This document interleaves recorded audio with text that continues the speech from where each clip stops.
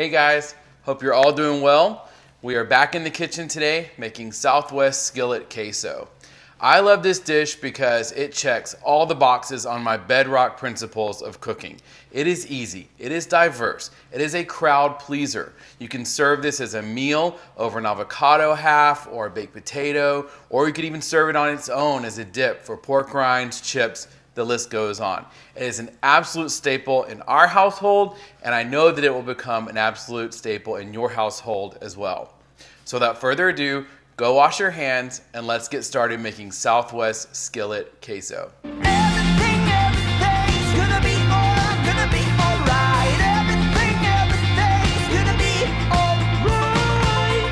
So let's meet our cast of characters in today's ensemble. We are starting off with 1 pound of ground beef, chuck, lean, doesn't matter. Whatever you have on hand, it's gonna go fine. 1 pound of ground beef. We have 8 ounces or half a pound of beef chorizo. If you never had chorizo, congratulations, you just met your new Mexican best friend. It is amazing. But if for some reason you do not like chorizo, I won't hold it against you. It has to have a very distinctive taste, but just trust me, it blends so well in this dish that you're gonna be amazed. If you don't want it to be quite as beefy, you could go with the traditional pork chorizo instead, or even soy if you don't love yourself or your family members. We have 4 ounces of softened cream cheese. I've diced it into cubes. You don't have to do this, but I like for you to think that I'm somewhat fancy, and it also helps it melt faster when we get to that stage. I've got half a diced onion and half a diced green bell pepper. We're gonna put those in with the meat, and I'll explain that in a minute. We have 12 ounces of shredded cheese. Now, you keto angels out there know you should be shredding your own cheese. That's because the potato starches that they add to the pre-shredded stuff to keep it from getting into one big block in the bag as it sits on the shelf are not keto compliant. But if you're dirty keto, or you're not even worried about carbs, or you're on vacation, or you've had a bad day and the last thing you feel like doing is shredding cheese, totally fine, buy the bag stuff, all good, 12 ounces, 3 cups is what we're looking for. We've got 15-ounce can of crushed tomatoes, a 4-ounce can of the diced green chilies, and then we've got our spice pack, which I've already mixed together. But basically this consists of 1 teaspoon garlic powder, half a teaspoon salt, 2 teaspoons chili powder, and 1 teaspoon cumin. And that's it. That's all the ingredients that are gonna go into this queso dip. It will take no time at all to make. Probably start to finish, we're looking at 30 minutes. But the first step will be to brown our meat. So I'm gonna switch over to the cooktop and we're gonna do that first. Okay, step 1, we need heat. I have this Saddle electric cooktop. If you have gas, screw you, but I'm happy for you. We're gonna go with medium. For me, that means a 5. For you, that means actual medium. So there's 5, all right? Let this heat up. Through the power and magic of video, I've already kind of preheated this a little bit, cheating, so I'm gonna go ahead and get started with our meats first. We're gonna put in the ground beef, and we are going to put into this way so you can see better. Put in our new best friend, chorizo. And we wanna mix these up into one mixture. Makes sense, right? Mix into one mixture. So we're gonna let this go. Now you'll notice that your chorizo is a tad greasy. It's okay. We're not looking for low fat in this. Low fat is another channel. We are high fat, medium high fat, whatever. Because we're keto, we're low carb. And this dish does still fit into that criteria. However, this is definitely going to be something that will be enjoyed by everyone, not just your low carb family and friends. Now, I mentioned earlier about the onions and the bell pepper. So we tend to like a little bit of a crunch with the vegetables, right, in this, at our household. You might not. I, therefore, will usually cook the raw bell pepper and onion with my meat, so that it doesn't overcook. But if you really want it mushy or that type of texture to where it's not as much of a little bit of a crunch, then you could saute that ahead of time with some extra virgin olive oil, some butter. Just put in your half onion and your half bell pepper and let that go for, about 10 minutes or so till it gets real soft. And then you can add that in later. So if you go that route, you would add that in after the meat. Okay? So just gonna get this good mixed up, let it get cooking, and then I will come back magically once this is browned and we'll move on to the next steps. So I know I said I would come back once it was browned, and we're not quite there yet, but I just have to tell you guys, chorizo is so good. Like, it smells so good when I'm cooking it right now. And I always forget because we don't make a lot of stuff with it. We'll have some breakfast items sometimes, make some little quesadillas with it. But man, the smell alone, and it just tastes so good. Let me know what you think though. I mean, maybe I'm kind of alone on that. I came to chorizo later in life. I'd never really had it before I moved to Texas. I know you can get it everywhere in any of the grocery stores. But man, it is really, really, really, really good. It just adds such a great flavor, and really enhances it. So you'll see now that things are getting a little brown. It's exactly what we want. Obviously, we're going to drain off some of this fat. Being keto, we definitely do like the fat, but not this much fat. That's a lot. This is like crazy fat, like Weight Watchers nightmare fat. So let this go a little bit longer. I'm going to drain the fat probably off camera because it's very awkward, and God knows you don't want to see me do that because the minute I try to, it's just going to go everywhere. So I'm going to do that, and I will be right back.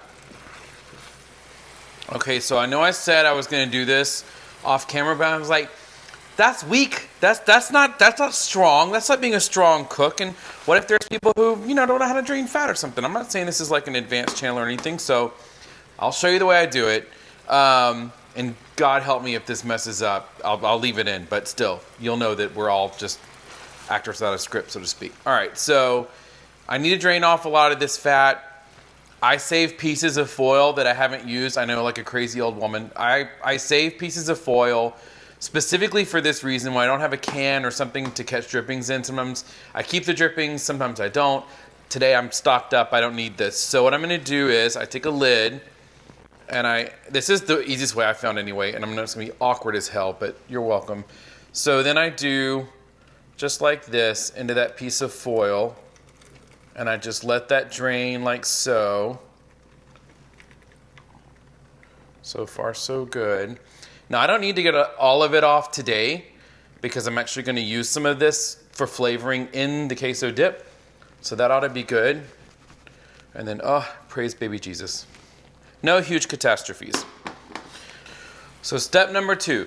Step 1 was easy, right? We browned the beef. We browned the chorizo. We put in our bell pepper and onion. Again, if you want to have a little bit of the crunch so it's not so overcooked. If not, totally understand. Just go ahead and saute that ahead of time. And if you did that, then this would be the point at which you'd want to mix your vegetables in with your beef mixture. Okay? So next step, I returned the heat back on to 5, but if you didn't, just leave it on medium. And I'm going to take my crushed tomato, pour that in. I'm going to take my diced chilies and add those little fellas. Do a quick mix before it starts to pop and send grease and tomato everywhere. All over my fine Target shirt. And you'll see this is going well. All right, then I'm going to take my spice mixture, which again is my garlic powder, my chili powder, salt, and cumin. And we're going to put that in like so. And then next, the most major player of all, well, not quite, sorry. We're not to the Whitney Houston roll yet. We have the cheese first, the cream cheese, not the real cheese, not the big cheese. And again, you'll notice, as we said earlier, that cutting this up into cubes not only makes you look like an arrogant chef, but it also serves a purpose in that it melts faster into your pre-queso mixture. And see, now I know you were worried. You saw all this meat and tomato, and you're like, this does not look like the queso mixture I am familiar with. And you'll see now the color is starting to get that queso look. And again, this is more of a Southwest skillet queso, as we said earlier. It's gonna be like what you would get at Chili's, which Mark would kill me for saying that because he hates Chili's, but it really reminds me of their skillet queso as well. So this is getting good and melted here, but it has that kind of flavor to it, you know, that kind of smoky, very distinctive, cheese and rotel. This is gonna take your queso up to the next level. So this is looking good. This is giving more of that kind of goldeny color to it when we mixed in our cream cheese, but we're gonna really make that happen with the yellow cheese. Now I today am using a Colby Monterey Jack mixture. That is kind of my go-to because the Jack cheese helps it melt really easy. But you could use cheddar, you could use a sharp cheddar or medium cheddar, whatever your interest is. That's another thing too about this queso, and one of the reasons I like this dish. Like a lot of the things that I try to show you guys, it's very customizable. If you're not a huge cheese fan, cut back. And if you really like cheese, add a little more. You're not gonna hurt anything. Now, at this point, it's starting to bubble, which is what you want. So I'm gonna turn my heat down to low. You wanna let this marinate for about 20 minutes. You could eat it right now. But for every minute you give it up to 20, you get one step closer to heaven. So if you want to eat it at 15 minutes, that's your business. I'm not going to judge you, but I'm just saying, give it the full 20 and you'll be golden.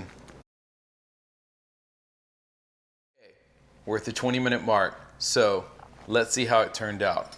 A little bit of a sample here. This is more of how the queso should look. Keep in mind that as it cools, it'll get a little more solid and have that more, kind of queso look and feel. But let's test the temperature first. Nobody likes a burned mouth. Let's see. Tastes heavenly. Worth the 20 minutes, in my opinion. So yeah, like I said, great as a dip. Pork rinds, chips, if it's a mixed group, can't go wrong. Also great on avocados, inside a bell pepper, potatoes. If you're gonna do like a more moderate carb count, do a baked potato, serve this on top, some sour cream, some green onion. Can't go wrong. If you like this video, I certainly would appreciate a thumbs up. Consider subscribing to the channel if you want to see more videos like this. And until next time, you guys be safe.